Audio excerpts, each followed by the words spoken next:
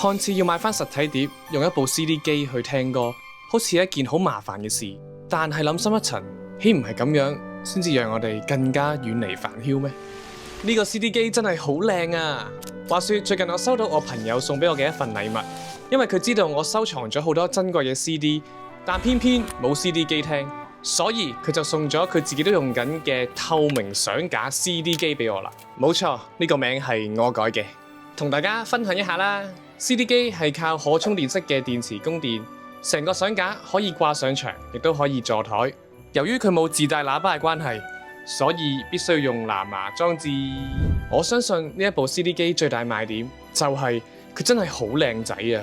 雖然佢冇最強嘅藍牙傳輸，亦都冇一個自帶喇叭，但係佢嘅存在就一啲都唔突兀，係一個非常之有型嘅存在。呢一個設計仲可以見到自己喜愛嘅 CD 碟不停咁樣轉動，成件事真係好舒暢同埋好爽快。看似要買返實體碟，用一部 CD 機去聽歌，好似一件好麻煩嘅事。但係諗深一層，豈唔係咁樣先至讓我哋更加遠離煩囂咩？